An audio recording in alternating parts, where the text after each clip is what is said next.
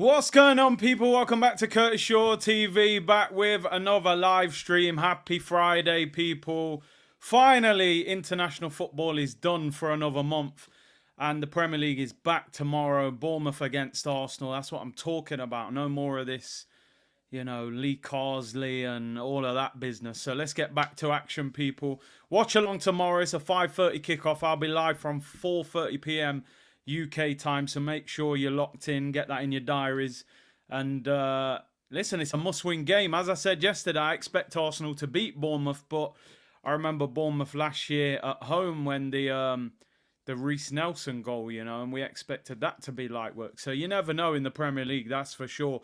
Big up everyone locked in. Hope you're well. Thank you very much for tuning in, giving up your time on this Friday. It's a sunny Friday actually in England today, which is crazy for this time of year. It was flooding a week ago. We're going to look ahead to the game. We're going to do press conference reaction, bit of transfer news, break it down. And we'll have a look at the fixtures over the weekend. Is anyone going to drop points? Listen, it's a massive, massive week for Arsenal. Bournemouth on Saturday, Shakhtar Donetsk in the Champions League on Tuesday, and then Liverpool next weekend. I mean, it's got to be 3 wins out of 3, and I know Liverpool are a brilliant team. They're in great form, but I always feel against the big teams at home, you've got to beat them. Liverpool play Chelsea on Sunday afternoon. We play Bournemouth on Saturday afternoon, so we've got 24 hours more rest, and we've got an easier game. Then on Tuesday, we play Shakhtar at home. Liverpool play RB Leipzig away on Wednesday. So again, 24 hours more rest. They've got to travel back from Germany. Then we play them next Sunday at the Emirates. Arsenal got to win 3 out of 3 this week if they're serious. I expect Arsenal to beat Bournemouth and beat Shakhtar Donetsk. But Liverpool, it's a tough game. But if you want to win the league, I think you've got to beat them at home.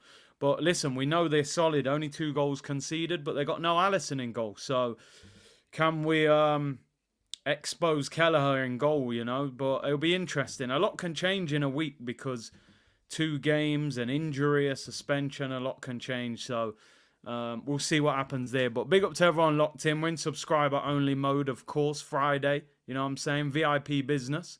So if you're locked in, I appreciate it. If you're not subscribed, what are you playing at? Get involved. Click the button. And make sure you like the video. Let's get 1,000 likes, people. Let's go. It's Friday then. It's Saturday, Sunday. Yo, that's what I'm talking about. Weekend vibes. 3 games in 8 days. We've missed it, people. We've missed it. Right. Let's get into it. We will do press conference reaction at the end. I just wanted to break down one of the quotes from Mikel Arteta's press conference that I got up around Martin Odegaard. And it's the third... Is it the second time? It's the first time, actually, that Arteta has given any time frame about Martin Odegaard's availability. He was asked about Martin Odegaard. Are we confident that Odegaard will be back before November's international break? So before the break. So obviously Arsenal, their last game before this international break, this next one, is Chelsea on the 10th of November. So we're now, 18th of October, couple of weeks. You're looking 3.5 weeks before that last game. Now, Mikel Arteta said, when he was asked, are you confident Odegaard will be back before the November international break? He said, yes. We have to see next week. For the next game, he's not ready yet. And he did go into more detail, but we'll go into more detail when we do a press conference reaction. Make sure the waffles are ready. He did say he's in the last stage of his rehab, and he did say he just needs to clear certain markers. He needs to be comfortable with the ball, and he says next week will be crucial for him. And he says some other things, but we'll get into that. So it does look as if Odegaard will be back for November, which would be a massive, massive boost for Arsenal. Now, Shakhtar, Liverpool, and then Preston, those 3 games are in October. Going into November, before the international break, we play Newcastle, Inter, and Chelsea. We need him. We need him for those games. If we could get him back, it would be a massive boost. I think, as I said, it's a massive compliment to Arsenal that we're not actually missing him that much. We've coped without him. We could have beaten Man City if Trossard hadn't got sent off. We've beaten Tottenham. We've beaten PSG. We've showed that we can play, even with Odegaard not in the starting 11. However, I still believe we're a significantly better team with him in it.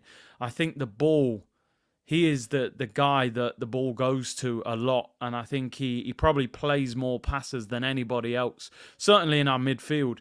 So it will be a massive boost. You know, we could look completely different in a couple of weeks. And I don't want anybody to think I'm being disrespectful to Thomas Partey here, because I think Partey over the last couple of weeks has really got his act together.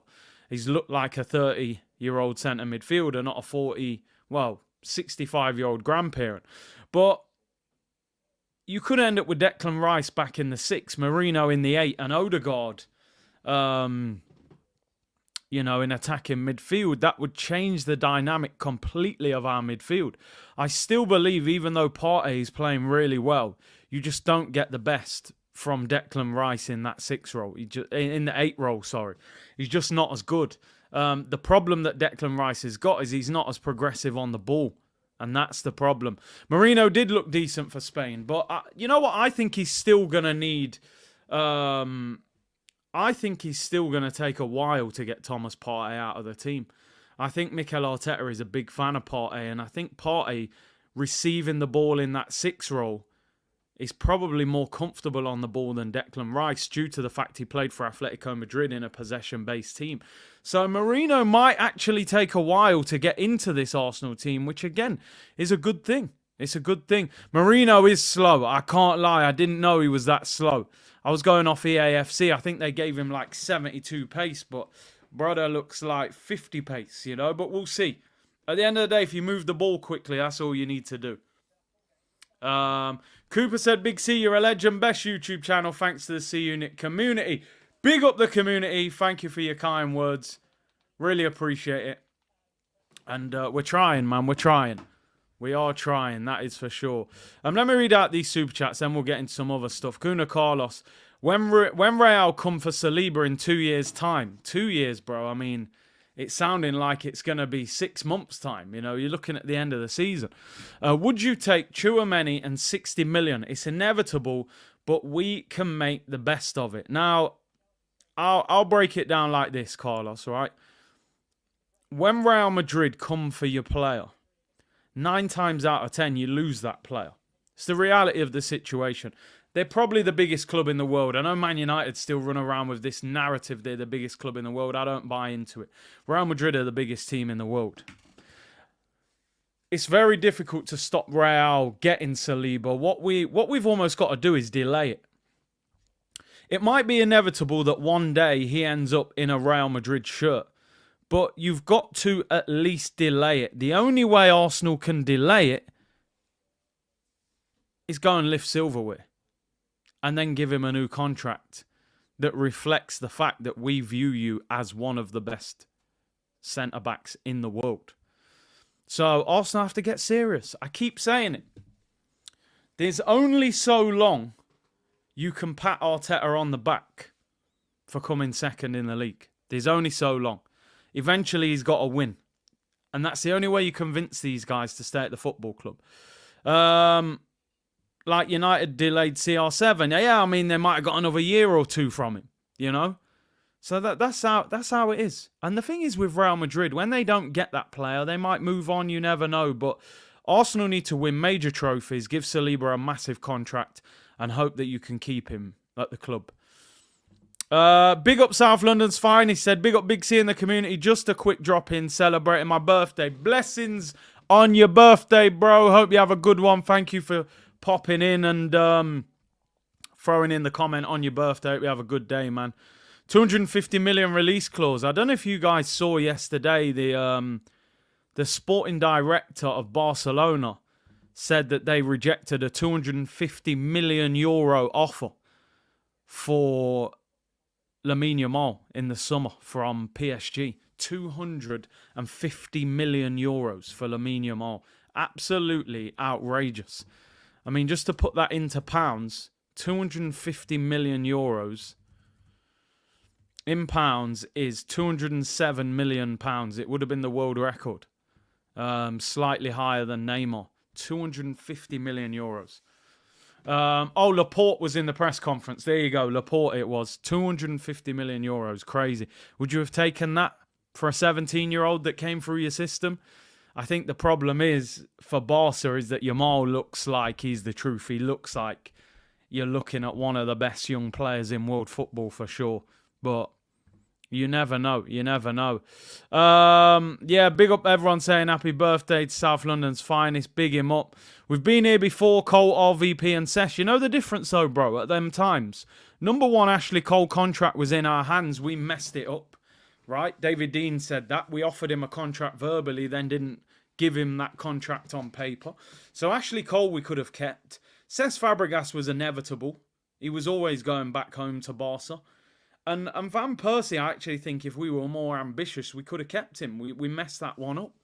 And Cesc Fabregas, we had the buyback clause and didn't do it. So, and at those times, we weren't winning trophies. Ashley Cole maybe after the Invincibles, of course, but we weren't winning trophies. So we've got to win trophies now. Big up my bro Akeem. He said Yamal is a beast. He's not Neymar levels. I think realistically, from a financial point of view, you couldn't have actually blamed Barcelona if they took 250 million euros fees. There would have been a huge backlash amongst their fan base, allowing a guy that came through their system that, you know, is a Spanish international, one of the best young talents in the world, allowing him to go to PSG when they've already taken Neymar off them in the past. So I think there would have been a huge backlash. Hospital FC is back, I'm afraid. Big up War Eagle. Hope you're well, bro. And Beckley said, Rice isn't a 6. We can't play through him. The thing is, you can have a different type of 6. I think nowadays everyone thinks a 6 has to be Rodri, that you're brilliant at winning the ball back and you're unbelievable on the ball. How many Rodris are there in world football? How many? How many number 6s are at the big clubs who are brilliant at winning the ball back and brilliant on the ball? I can't think of many of them. That sort of Busquets type of player. Rodri is the epitome of that role. You look at Liverpool, they've had to put Gravenberch there. He's doing well. He's not a natural defensive midfielder. You look at Man United, Casemiro's not amazing on the ball and his legs have gone. You look at Chelsea, I mean, Caicedo's not even an out-and-out 6. He's more box-to-box. There aren't many of them. To be honest, Prime Partey is one of the best.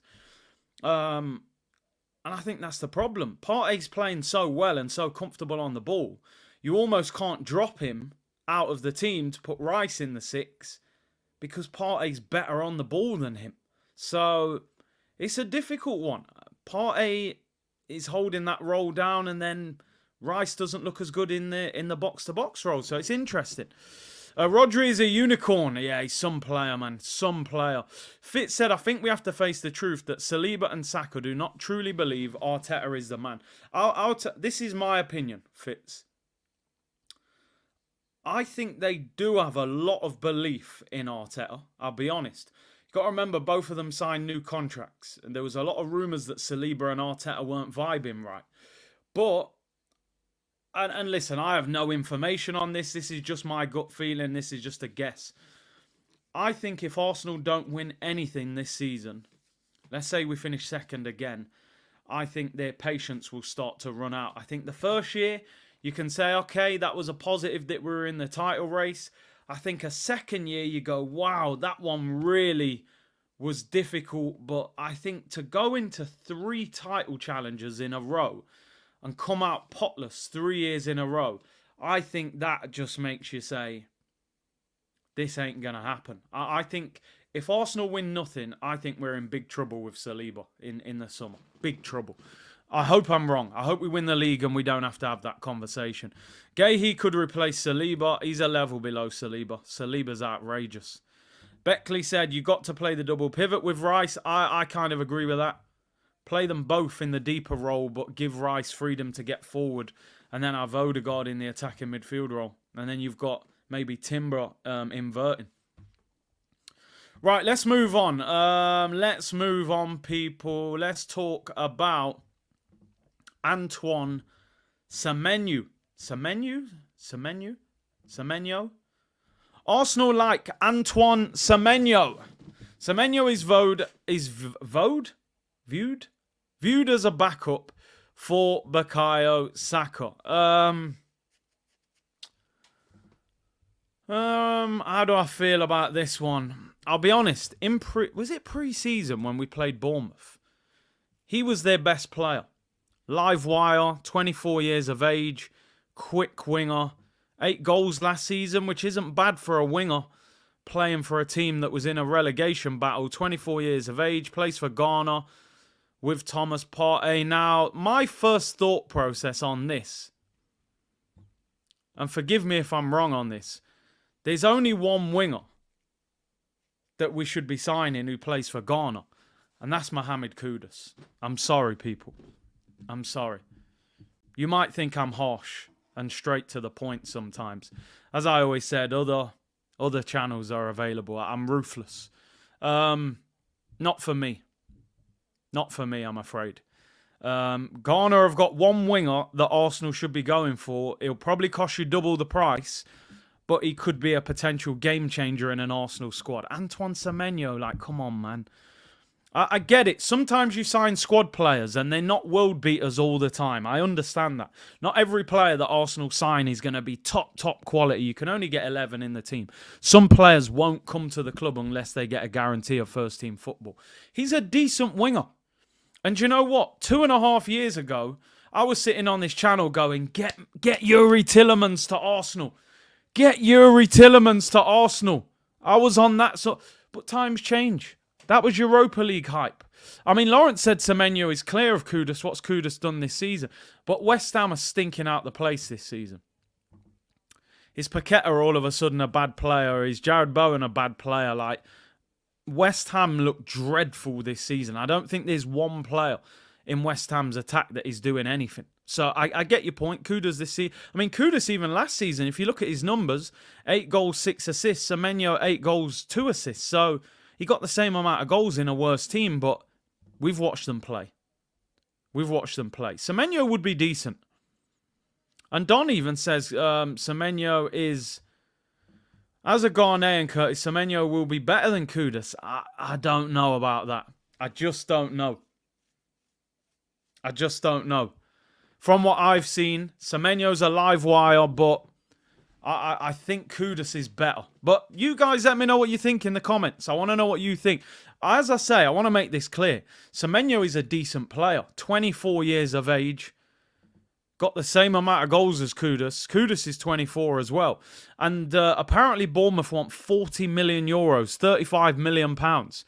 Now, there's this rumour that Kudus has this 70 million release clause. So he's going to cost you double the amount. So is he twice the player? Maybe not. But I just think, I look at Semenyo like you'd be a good squad player for us. I look at Kudus like you're going to put pressure on people to get in the team. And that's what I want. I don't want somebody to come to Arsenal and go, I'll just sit on the bench then. Yeah, you're right. Let's get a poll. Let's get a poll. I mean, I know I'd go for, but I don't want to influence the community. Some of you may have watched Semenyo more than me, I'll be honest. He is a decent player, but I don't watch Bournemouth that often. But he did look good in pre-season. He's quick. And the reason I will say, like we said yesterday, we spoke about Angel Gomez yesterday. Arsenal might sign somebody like Semenyo because Arsenal are not going to always sign first-team players. They're going to sign players sometimes who they think, you know what, he's a bit cheaper, he's a squad player, and he won't mind being on the bench. Kudus will cost you 70-odd million, will want first-team football. Semenyo will want first-team football, but he might think, you know what, to go from Bournemouth to Arsenal, I'll be patient. I might not mind sitting on the bench for a season or two. So deals like, you know, Angel Gomez yesterday, like we said, not exciting really, but 24 years of age, England international, on a free, they might think as a Jorginho replacement, that's good business. And you know what? The reality of the situation with Arsenal, and I hate to have this attitude because it's not actually an attitude that I agree with. So I might sound like I'm contradicting myself a little bit here, but The reality with Arsenal is, if Arsenal, for example, want 4 players in the summer, they're not going to sign They're not going to sign 4 high quality, expensive first team level players in each position. They're just not going to do that. And we've seen it with Arsenal over the years. They will go and buy a couple of bargains every summer. So if they said, look, rather than buying Kudus at 70 million, we'll buy Semenyo at 35 million as a backup to Saka, but that means we can buy Gyökeres at 80 million, or that means we can buy somebody like Isak, then there might be a thought process that makes more sense rather than spending. Now, that's not what I want. I want Arsenal to go, right, if we want a right winger, let's buy the best one available, even if it costs 80 million. But we know how the Kroenkes operate. We know how Edu operates. It never happens like that. Arsenal will sign a couple of squad players and they'll sign a couple of first-team players. So don't be surprised if we sign players like this to boost the squad. They're not exciting, but sometimes they can be effective. I would rather Kudus. Beckley said, Curtis, when you do your lineup predictions, use FOTMob. You can make lineups on there. It's updated more than the rubbish website. I'll have a look. Big up to you, Beckley. Appreciate that. So, yeah, Semenyo being linked. I'll leave that poll there. Yesterday, actually, I think I forgot to reveal the poll of the Paul Pogba vote. I ended the stream before getting the results, which I would have been really intrigued to have seen your thoughts on that. Would you take Paul Pogba on a free transfer? And when I checked it, it was at like 67% were saying no. 33% were saying you would take him. But we'll see. Pepe is better than Semenyo, says Palmer. Pepe's one of them players. You know, when you look at Pepe's highlights reel, saw a compilation of Pepe the other day, all the goals that Pepe scored for Arsenal. You would have watched that and gone, oh, he looked like he was a major success at Arsenal. Few goals in the top corner, some good dribbling and that, but it was always the problem with Pepe was how much money we spent on him. When you spend £72 million on a player, especially at Arsenal where we don't do that often, we expect you to be a game changer, and Pepe was not a game changer. He was way better than Sancho at Man United, than Antony at Man United, than Mudryk at Chelsea. Way better than those guys, but it just wasn't a success. And the fact we sold him for £3 million was just crazy, you know. It just looked like a real waste of money. Whammer, big up, bro. He said, Big C, what areas of the squad do you believe need to be strengthened? Striker, right winger, creative mid. Honestly, I would everything you've said there, I agree with. I would also say centre midfielder and maybe even a left winger. If I'm being really, depending on what happens with Trossard and Martinelli this year, we might need a left winger long term as well. We might. I think that's why they want Nicholas Jackson or somebody like that, because Martinelli this year has got to grab that left wing spot and make it his own and start producing numbers. We can't keep treating him like a kid. So it depends. Definitely a right winger. Saka has no competition. Definitely need a striker. Even if Havertz bangs in goals, we need a different option, so you've got 2 options. Creative midfielder, Odegaard needs competition, even though Trossard has done well. And we need a centre mid, because Jorginho needs to be released. And Partey depends what happens with him. Big up Mohammed, who said, big up to the C-Unit community. I'm here to get my daily dosage of information and entertainment. Big up yourself. Get Victor Gyökeres and play Jesus on the wingers back up. And let's win this Premier League. Listen, I spoke about this the other day. Gabriel Jesus, the majority of the community have given up. Did I say Nicholas Jackson? Oh my God. Honestly, I should walk away for 3 minutes. That's a timeout. Somebody wrote Nicholas Jackson in the comments and it tricked my mind. I meant to say Nico Williams. Apologies. I should end the stream for saying that. Honestly, I'd rather have Janet Jackson left wing than Nicholas Jackson. Damn. Apologies. Genuinely feel like ending the stream for that. I'm an absolute disgrace. Right, let's move on. Nicholas Jackson, I don't want that fraud anywhere near Arsenal. I did say the other day, by the way, with Gabriel Jesus, I think the majority of the Arsenal fan base have kind of given up on him. we're at the point now where we're like, yeah, the story's over, sell him, get rid of him. And I'm kind of in agreement with you on that. But the reality is, I don't think Jesus leaves Arsenal until the end of the season. Because of the wages, I don't think many clubs will be trying to buy him in January. He's also not in good form. So I think Arsenal have to use him out wide. You use him as a backup striker to Havertz if necessary. But I think you use him out wide. And when you look at Jesus, he's played quite well in the wide area for Arsenal. So I think if you, let's just say, for example, Saka's not fit enough to start tomorrow. I think there's a shout for him to play out wide. I think he's got good work rate. He's not bad in that role. You know, he's quite good in 1v1 situations. I think technically we all know he's decent. It's the goal scoring ability that's completely gone at the moment. So, and you've also got to think sometimes it's almost like buying a new car and wanting to sell your old car. If you just leave that old car outside in the rain and you want to sell it and it's getting rusty and stuff, you've still got to keep the engine running and keep it. I feel with Jesus, for us to sell Jesus in the summer, we've still got to involve him and try and get something out of him to, you know, maybe move him on and keep him in a situation where clubs look at him and think, well, we'd still take Jesus. If we just bench him all season, they'll go, nah, he's rubbish, you know. Calafiori said, Arshavin or Torreira to bring back, which one? It would be Andre Arshavin, bro. He wasn't a long-term success at Arsenal, to be honest, but let's be real, there was a spell, you know, the 4 goals at Anfield and all that. There was a little spell where Arshavin looked like he was going to be something. He was rapid as well. He had a like really good low centre of gravity. He was a baller. Yeah, Torreira when he first came in. Torreira, whoa. Scored against Tottenham and that, but I was never fully convinced by Torreira. He was a B-Tech Kante. Not even a B-Tech. He was a C-Tech Kante. So we'll have to see with that one. We'll have to see. No, we don't have to see. In fact, it's definitely Arshavin. He was miles better than. He's miles better than Torreira, to be honest.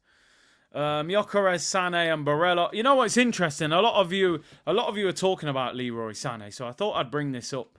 And again, my apologies. I could be accused with this one of being a bit of a lawyer as well. I've almost. Sane's a player for some reason. I've wanted Arsenal to sign him for years. He's so good 1v1 and so direct, and I've always thought he was a really good player since Man City. I thought he was brilliant. He's got a situation going on with Bayern Munich. Leroy Sane would like to stay at Bayern Munich beyond his current contract. He's only willing to accept an offer at the level of his current €20 million wages. He will be open to hearing proposals from other clubs if he doesn't get that offer. Newcastle are interested, but he's not interested in them at the minute. I just want to give you the context on this because I was reading up about this morning, right? So Leroy Sane, let me give you the whole sort of outlook on Leroy Sane and how much his wages are and things like. He's on massive wages. He's on £280,000 a week, right? So he's on big money. He's 28. And his contract is up. His contract is up at the end of this season. And I read that Bayern Munich might be willing to sell him for as little as £20 million in January. 20 million for Leroy Sane. Listen, we're going to need another poll, people. King of Diamonds, like Dre was saying the other day. We're going to need another poll.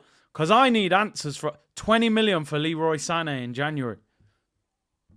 Are you on that or not? Or is it too little too late? I still think Sane's a beast. Not as good as he was at Man City. But I'd take Sane. Imagine having like Sane, Trossard, Martinelli and Saka as your 4 wingers. By the way, 81% Kudus, 19% Semenyo, game over. You definitely want Kudus. Would you sign Leroy Sane for £20 million? 20 million? We signed Jorginho for 12.5. I'd take him all day long. The wages are big, though. Would you sign Leroy Sane for £20 million? Mate, this guy's in the Championship getting bought for 20 million. I'd do it. But, again, it's another ex-Man City player. But at least we're not signing directly from Man City. And he actually walked out on Man City. Pep offered him a new deal. He rejected it. Let me know what you guys think. Keith said all day. Kamangu said no. Give me a reason. If it's no, why no? I'll drive to Munich to get him myself, said Cole. 100%. Massive risk with injuries. Get Rodrigo. I mean, he's not for sale, Rodrigo, but if he was, I think you'd pay... If Rodrigo left Real Madrid, I think you're paying close to 100 million for him, to be honest. He's in his early 20s, Brazilian international. He's won the Champions League. I think you'd pay nearly... You might pay 100 million for Rodrigo. Sterling Part 2, you reckon? You reckon, yeah? Sané is done and on massive wages. He didn't look done last season, bro, when he was nutmegging Kivior and running past our centre-backs. But I get you. He ain't the player he was at Man City. And he has had some injury problems. So I do understand the hesitancy, but I would take him. Last year, 8 goals, 11 assists. I'll be honest, people, I'd sign him. I think he is past his very, very best, but I'd still take him. Left wing, right wing, pace, vicious in 1v1 situations. Worked with Arteta at Man City. But anyway, we'll move on from that. We'll move on. Kivior at left back ain't the benchmark. You're right. To be honest, I'd expect to go past Kivior. But we'll leave it at that, Lawrence. Anyway, let's move on. Let's move on, people. Right, where we at now? Right, we're nearly coming up to waffle settings. But Jack Wilshere. Super Jackie Wilshere. Jack Wilshere's leaving Arsenal, people. The deal isn't done yet, but it's advanced. Jack Wilshere is on the verge of becoming one of the first-team coaches at Norwich City, according to Fabrizio Romano. Wilshere's only 32 years old. How crazy is that? The man should genuinely still be playing at that age. But injuries, man, ruined his career. And he's on his way to Norwich now. Basically, he's good friends with the sporting director at Norwich. He'll become the first-team coach, which obviously means only the assistant manager and the manager are ahead of him. And it's believed, I don't know how true this is, but it's believed if the manager was to be sacked, the assistant manager would go with him and Jack Wilshere will get the first-team job. So I can't blame him. You know, he's the under-18s manager at Arsenal. He's a long way from being the first-team manager. And there's probably a situation there where he ends up getting the Norwich first-team manager's job, which for him would be fantastic. Norwich, you know, they're a decent club. They've been in the Premier League, got a bit of pedigree. And they're only 1 point outside of the playoffs. So, listen, good luck to Jack Wilshere. It's a shame because I feel like Jack Wilshere is a good character around the dressing room. Got to the Youth Cup final, you know, as manager and things like that. And you hear a lot of players talk about how good he is. So, listen, it's one of them. Good luck to him. These guys are going to take opportunities if it gets them further up the ladder. And we know there was a bit of a reunion going on. Arteta, Per Mertesacker, Jack Wilshere, Cazorla's been linked with a future coaching role at the club. So, yeah, it's one of them. I agree, by the way, you know, we should be asking for compensation, man. I want some dough, you know? It's mad. What kind of scenario is that to go into? It's true, it happens, though, don't it? Remember when, was it Rooney got the Derby County? He went in there as a player with an agreement that if the manager left, he would be given the job. And then the manager leaves and Rooney gets the job. Let me just check this out. Big up to Dominic. Appreciate you keeping me updated with this. Arsenal apparently have just tweeted something about the Kevin Campbell Foundation. So let me see about that. Appreciate you letting me know. Let's see what Arsenal have said. Arsenal. Let's have a look. We are proud to announce we'll be partnering with the Kevin Campbell Foundation. Let's have a look. That's good to hear. You know, it's good that Arsenal are doing something with his family and stuff like that. Let me have a quick read of this. Rooney is doing well at Plymouth TV1. You're right. He is. He is doing well. Kev, man. We're proud to announce our collaboration with the newly established Kevin Campbell Foundation, ensuring that the legacy of the late, great Kevin Campbell continues to inspire future generations. To honour his legacy, our community department will be presenting an award in Kevin's name, recognising one of our beneficiaries has shown exceptional dedication in coaching development. Additionally, we will donate kits to international programmes that Kevin was involved in before his passing, also aim to display some of his memorabilia in the Arsenal Museum. Love that. Love to hear that. Kev was a lifelong supporter, joining Arsenal at the age of 15 in 1985. Crazy. Quickly distinguished himself as a prolific young striker, earning his debut at the age of 18. Beyond his football career, Kev was deeply committed to humanitarian work, dedicating himself to uplifting disadvantaged communities. He joined various charities on international aid missions to Iraq and Africa. It was funny, when Arsenal were going on tour to America, I said to Kev, like, why don't you come on the tour? And he said, I can't go to America, because he'd just been to Iraq or something doing charity work. And I think when you go to certain countries, you can't go to America for a certain amount of time. I don't know how it works, but he couldn't come on the tour, which was a real shame. The Campbell family shared their thoughts on this collaboration. Kevin had an everlasting love and relationship with Arsenal FC. It's an honour to be working with Arsenal to build and preserve his legacy. To learn more about the Kevin Campbell Foundation, visit the official website here. To donate, you can support through the Just Giving page. Do you know what? I honestly don't know much about this foundation. I want to get more information. As I said, I want to do something in honour of Kev. So we're going to try and do something. Still doesn't feel real that he won't be on the channel. He would be loving this as well, wouldn't he? How well they're doing. So yeah, big up to Arsenal. Big up for Dom putting that in the comments, man. And good to see that Arsenal are not forgetting Kevin. They're going to put some of his memorabilia in the Arsenal Museum. Right, it's that time, people. If you're peckish, you won't be in the next 5 minutes, because it is waffle settings. You know what waffle settings is? It's become legendary on the channel. It's something we can't not do. We have to do waffle settings. But I feel like the waffle is getting like more and more. The questions are getting worse. It's crazy. It's absolutely crazy how bad it is. But we have to do it. We have to do it. Waffle settings is iconic on this channel until Arteta decides to leave, which we hope he's a Premier League and Champions League winner by the time he eventually does leave. But waffle settings, people. So let's get into it. Let's see what Arteta had to say. And I was just looking for that picture that we had last time. I haven't used that one for a while, actually, so I was looking for it. I mean, this picture. What a picture. Big up Reedy who sent me that. Absolutely legendary. Mickey Rose, the boss. Rose, that's my nickname. Waffle settings, people. Just look at that. Look at that. That is what it is about. You know what? I should have showed Mikel Arteta this on tour. Do you think he'd laugh? Do you think he knows who Rick Ross is? Mickey Ross, the boss! Coman music. Trust the process tattooed on his forehead. I mean, come on, man. Big up reading, man. That is... I'm telling you, if they brought out waffles... You're right, Ammo. If I went in the shop and I thought, you know what? I want some waffles. I saw them. I'll probably buy them. Mickey Ross waffles. I want somebody to launch Mickey Ross waffles.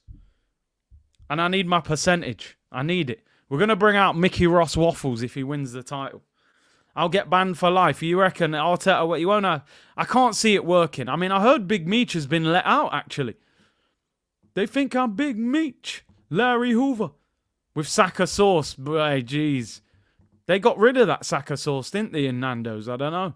It's all mad. No Diddy, by the way. No Diddy. Anyway, right, let's move on. Let's move on. Let's get into the press conference. Let's hope he doesn't bore us all to tears, people. It feels like it's been a while. Here he is. He's back. Mikel Arteta. Do you know what? I've never known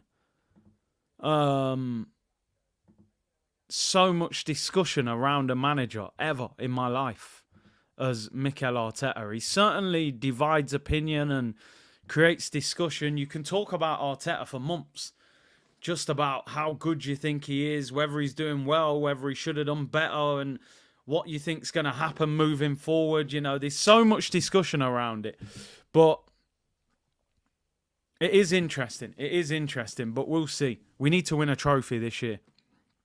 I stand by that we have to win a trophy this year. That tracksuit is fire. Yeah, it's decent. It is decent. Right, let's get into it. Let's hear what he had to say. Let's see what the questions were. On Saka's availability, he said it's not a serious injury. He's evolving really well. He's turned into Charizard, people. He's turned into a Pokemon. He's evolving. He's done a few things in the last 2 days. He wasn't fit enough to play with the national team the second game. We are hopeful. And here we go. Copy and paste. I think he says this in every press conference. We have a training session this afternoon. He did some bits yesterday. Let's see if he can make it on time. I think Saka will play tomorrow, personally, from what I've read. On Havertz' fitness, he had a few issues. We've been dealing with that. He's been absolutely brilliant. He has very good communication with the national team, with the manager. They understand the situation. We modified everything we could. And again, if he trains well today, he's a good chance to be fit. He'll be okay. On Martinelli, geez, we got so many injuries. He said, well, with Gabby, he landed yesterday afternoon here, so we have a very short time to be with him. Yesterday, he went outside to do a little bit and see how he's feeling. Again, today will be another step to understand whether we want to take the risk if he's fit, because I know what the player is going to say. I'm going to be fit for sure. It seems like there's a bit more risk attached to Martinelli playing than Saka. Saka's been back for a number of days. Martinelli only came back yesterday from Brazil. Like you said, Jimmy, if Saka can walk, he'll play. But with Martinelli, maybe he'll rest him. Maybe he plays Sterling or Jesus on the left. I would expect Trossard to play central in the attacking midfield role behind Havertz. On Odegaard's progress, we did touch on this earlier, but we'll just read a bit more. He said, I think he's not going to be fit for this game. I mean, sounds like he's not even far away. He said, next week will be a different story. But again, in that latter stage of rehab where he is at the moment, because he's doing already a lot of stuff, he needs to clear some markers. He needs to clear certain things. He needs to be comfortable doing, especially with the ball. I think next week will be crucial to understand how close he is. So, I mean, the language he's using there is that Odegaard is close to being back, which is fantastic news because, you know, we thought it might be after this international break coming up. Odegaard would be a huge boost to Arsenal. Absolutely massive. Jim said translation. Saka available, Havertz available, Martinelli available, Tommy not available along with Odegaard. On Ben White, Timber and Zinchenko, they are quite close, the three of them. Again today, we're going to have to try to push and see how it is. Obviously, we are getting stronger with numbers, especially in our right side, but hopefully we have some positive news and we have some players back for tomorrow. On how Havertz has changed since his first goal at Bournemouth last season, he said, I think it was the turning point for sure. The players took ownership, which is the best thing. They decided to do something, the player. They straight away made him feel special. It made him feel respected and admired. Everyone was willing and wishing the best for him. He delivered. That day, the connection towards the supporters went to a different level as well, and everything started to click. Since then, the story is unbelievable.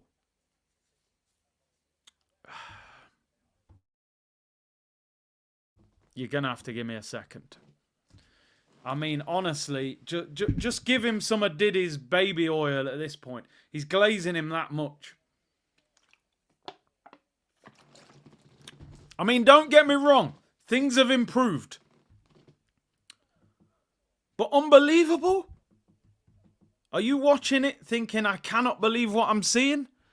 Since then, the story is unbelievable. Jeez. His involvement in every match, what he produces to help us win matches, is incredible. And very positive, obviously. I mean, if he scores 20 goals, I'm convinced Arteta will cry in the press conference.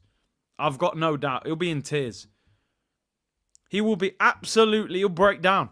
He will break down in tears if he scores 20 goals and if we win the league, honestly. He loves Havertz. Can I translate that sentence for you? Not a sentence, actually. It's basically a story. Can I translate that story to everyone in the chat? That translates to, we are not signing Victor Gyökeres in January. That's what that translates to.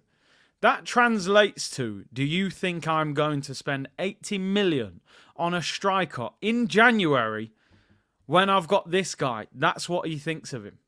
You ain't getting Gyökeres in January, people. We'll be linked with him.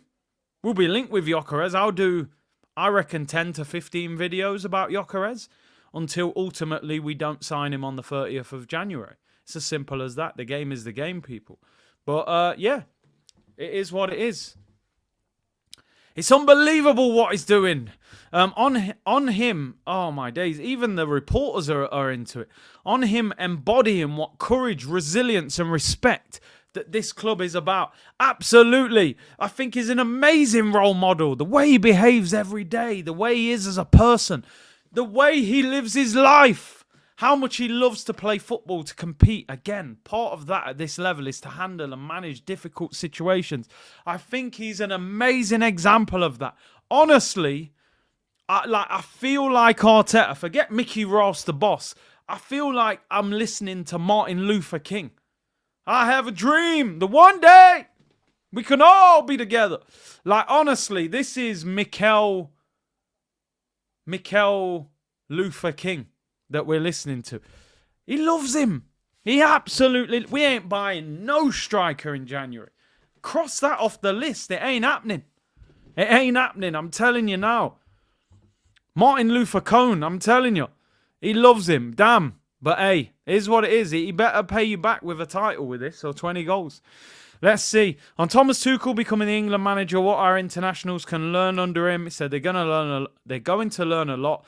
I think he's one of the best coaches in the world, in my opinion, without a doubt. His experiences, the way his team's set up, very exciting times. I've spoken to a few other players, and they have smiles on their faces, which is always a good sign. More like Chris Tucker in Rush Hour 2. I have a dream! How funny is Chris Tucker, by the way? I was watching that... stand-up on Netflix the other day. What a guy.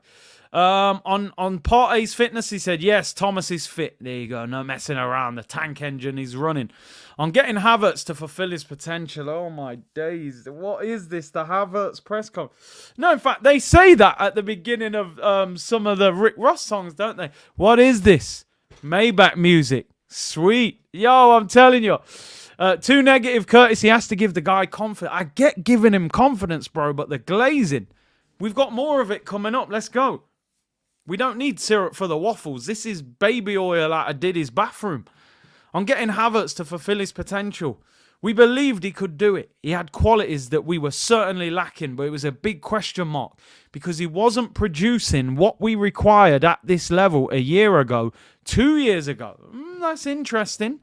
We believed that a change of environment could affect him in a really positive way.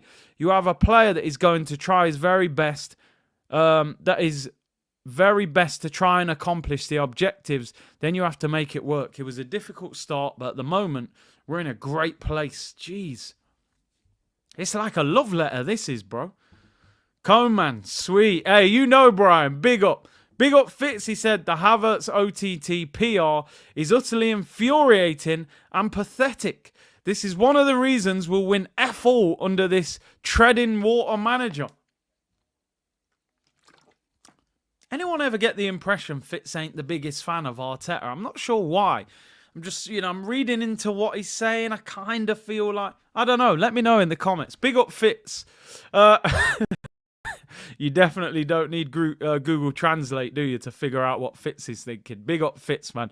On his concern, having not kept a clean sheet in the last 3 league games, he says, especially the way we have conceded certain goals, the little things we have conceded to go and concede those goals, there is room for improvement.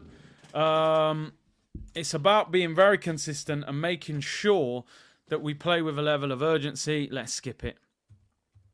On Bournemouth's biggest threat, he said they are very well coached and super intense. He's obviously good friends with their manager. Dre said Fitz having a great day. Big up Fitz, man. He just, shotgun settings, bro. He don't mess around. On an English coach not becoming England manager, he said, I understand opinions and the feelings. That's the responsibility for the FA to say that the first filter is only English managers or whether it's any manager from any country, and to select the best in the moment we are at right now. I understand it can feel sad for some people not to have an English manager, and the history tells you how important this could be. I think I would take a lot of pride that a lot of managers will do anything to become England manager. That's related to how we are treated in this country, how much we love the passion, the respect, the history, and the way things are done here.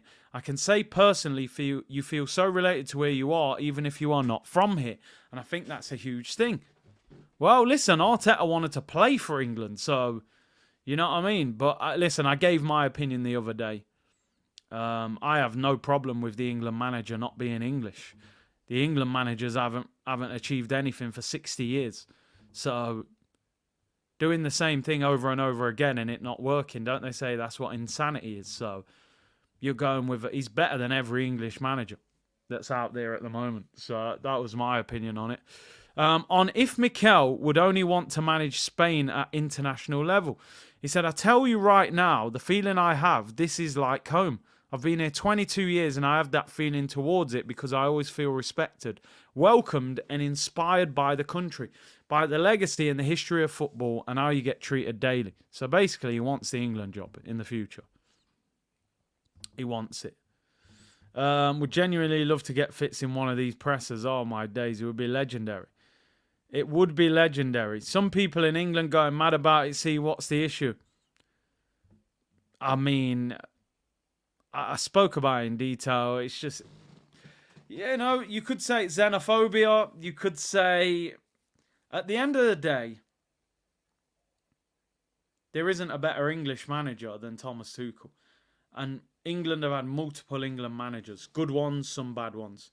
Bobby Robson, Kevin Keegan, Glenn Hoddle, Steve McLaren, Sam Allardyce, Roy Hodgson, Southgate. They haven't been able to win it, so they're trying something else. So, on Jack Wilshere's coaching ability, he said he's been great. Everyone knows about his career and his character, blah, blah, blah. What comes next is his decision and the club's as well.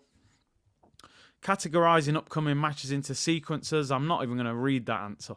What a silly, boring question. On the challenge of efficiency. Not reading the answer. On if Odegaard can return before the next international break. Said yes, hopefully yes. If Tomiyasu has had a setback, he said we don't know that. It doesn't hopefully look like a long period, but we have to see when he comes back. Yeah, water is wet, mate. Tomiyasu's injured. We know it. On if the FA spoke to Mikel about the England job, he said, no, I didn't speak to the FA. I'm not one of those 10. I'm not one of those 10. Did they speak to 10 different managers? It's crazy. Sell Tomiyasu, said Salo. He probably wouldn't pass a medical at a new club. On if he might go into international management one day, he said, I haven't thought about it. With all the responsibilities and the things we want to achieve and do here, I'm not thinking about it. Is the team in a better place right now mentally to handle 3 games in 8 days? He said, we certainly have more experience. We showed, during the previous period, we showed that very specific. Let's end it. Get it off the screen. We've seen enough. We've read enough. We've heard enough. That was basically a love-along of Havertz. Whammer said, I feel like Woody Harrison from White Men Can't Jump with some of your cultural references, Big C. Hilarious, though. You know how it goes, man. You know how it goes. You connect. Information and entertainment. You know? Tammy said, Fitz waffling. Should he insult his own? Relax, man. He's part of the community, man. He's gonna slander Arteta. It is what it is, man. Tammy, relax, man. Go. It's Friday, man. Have a, you know what I mean? Vibes. Trixie said, wonder what Christmas card from Fitz says. Arteta out. Merry Christmas, Arteta out. Melbourne said 800 million spent. Look at that garbage bench. The bench does look dirty sometimes. Park bench settings. And Brian said, I don't get where this is coming from. Havertz has not been the issue at Arsenal. On form, he's been one of our top players. Listen, no denying Havertz has done well, but has he really achieved that much yet to get the level of glazing he was getting there? But I get it. He's trying to boost his confidence. He's probably also showing us that he's not going to buy a striker. So listen, he's improved. I'm still not at the point of saying like, yo, I got it wrong. I need to see more. You cost 65 million, you're top earner. You go into a business, the top earner tends to be the manager or somebody right at the top of the food chain. So I still need to see more from him. If I said to you right now, is Havertz one of the top 3 players in the Arsenal team? Would you put him in that top 3? Would you put him above Saliba, Saka? He might actually be 3rd this season, actually. Although Timber's been outstanding as well. Right, let me end this poll, people. Would you sign Leroy Sane for £20 million? 71% of you say yes. Now you're speaking my language. Sane for 20 million would be an absolute no-brainer. I get the point. Big wages. Probably past his very, very best. And ex-Man City. But he's still a player. Still a player. David Raya as well has been brilliant. Arguably our player of the season. Fitz said after that press, I expect a 4-0. Well, let's hope we get the 4-0. Just briefly, I'm going to look at the Premier League table. Have a quick look at what Bournemouth are doing. It's very difficult to predict the team tomorrow, to be honest, because we don't even know who's fit. He's even hinting that Timber might not be fully fit. So it's very hard to predict the team. I think Raya will be in goal. Ben White doesn't look fully available yet, so I'd expect Calafiori and Timber at fullback. Gabriel and Saliba. I think it'll be Partey, Rice and Trossard, and I think the front 3 will be Saka, Havertz. And then it depends how fit Martinelli is. He might go Sterling or Jesus on the left. So it's difficult to predict the team. In terms of the table, and Raya did play, I think, both games for Spain as well, which is a big confidence boost for him. Arsenal, obviously, in 3rd place. 1 point behind Liverpool, who are top. Level on points with Man City. We're behind them on goal difference. We're behind them. We're actually level with them on goal difference, but they're above us on goals scored. Now, just looking at the fixtures this weekend, Liverpool play Chelsea at home. Chelsea are 4th. I think Liverpool will beat Chelsea. It's at Anfield, but you never know. Slot, he lost at home to Forest. Even a draw, points could be dropped. We play Liverpool next weekend, so we're going to see what Liverpool are really about over the next couple of weeks, because I would say they haven't really been tested yet. I know they beat Man United, but Man United were absolutely awful in that game. They played straight into their hands with their tactics. Manchester City this weekend are away at Wolves. Now, Wolves have been poor this season, but Wolves beat Man City last season at home. So you just never know, do you, with that? Big C, have you seen Benny Blanco's interview with Ben Foster? I saw a few clips of it where he said, look, I don't watch football, I don't talk about football, but he studies his opponent and things like that. But I'm going to watch the full interview. I think it's only 20-odd minutes, so big up Original Nutter Brown. He's become a member. Big up yourself. And Fitz, yeah, we read that one. So, right, let's have a brief look at Bournemouth. Let's not underestimate our opponent. They're doing all right. I mean, geez, they're above Man United, which I don't know if that says more about how bad Man United are or about how good Bournemouth are doing. Bournemouth are 13th in the league. 7 games, 2 wins, 2 draws, and 3 defeats. They've scored 8, conceded 10. You know what I cannot believe? Man United are terrible. Man United have scored 5 goals in 7 games. They are absolutely dreadful. I don't know how Ten Hag has just survived that international break. It's crazy. Absolutely crazy. Just looking at Bournemouth briefly and some of their form from previous games. They lost 1-0 to Leicester in the last game. They beat Southampton 3-1. They lost 3-0 to Liverpool, 1-0 to Chelsea. They beat Everton 3-2. They lost 1-0 to West Ham in the Cup. They drew with Newcastle and drew with Bournemouth. Drew with Forest. Just looking at their home form, they lost 1. They've only lost 1 at home, so they're not terrible at home, and they've scored 8 goals, which isn't terrible. They have conceded 10. They've won 2 of their last 5. I expect Arsenal to beat them. I'm sorry. I'm going for 3-0. I'm going for 3-0. We've scored 15. We've only conceded 6. Second best defence. We have drawn 2 of our last 5, which is a little bit frustrating for Arsenal, but we are in good form in general. And we should be all right. Obviously, that was Brighton 10 men and Man City 10 men. So I'm going for a 3-0 win.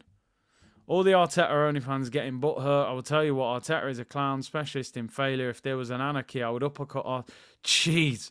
Again, I get the impression you're not a fan of Arteta either. I only say a few things, man, about Arteta, you know. Some of you guys make me look mild what I say about Arteta. Pochettino to USA. Apparently he's not doing well, is he, over there? What do you guys expect tomorrow? I'm going for a 3-0 win. I'm expecting a 3-0 win tomorrow. I'm sorry. Wild letting the clear. I can't believe it. I'm not really saying much about Arteta at the moment, you know, in a negative way. I'm like, bro, you got to win trophies. Keep doing your thing. Can you make a quality signing in January? But Arsenal need to win. Big week ahead. Big week ahead. Man City go to Wolves. Liverpool play Chelsea. You would hope one of those 2 at least will drop points, but we will see. I'm going for 3-0. It has to be a win. Has to be a win. People, I'm rounding up. Thank you very much for tuning in. No chair bashing. Yeah, why all of a sudden am I punching up the chair? Out of frustration. It's crazy. But it's better than ripping the shirt, you know. Well, not if I break the chair, actually. It's more expensive than the shirt, so maybe I have to find something else to take out the frustration during the game. Maybe we'll just throw the pillows around. But listen, big up to everyone locked in. Really appreciate your support on the channel. Tomorrow, 5:30 kickoff. I will be live at 4:30. So tune in. There'll be an hour build-up, and then we will get into the watch-along Bournemouth against Arsenal. Hopefully, we'll be 3-point collecting. Thank you very much for tuning in. Enjoy your Friday. Hit the like button and subscribe on your way out. And I will see you all tomorrow, people. Bless.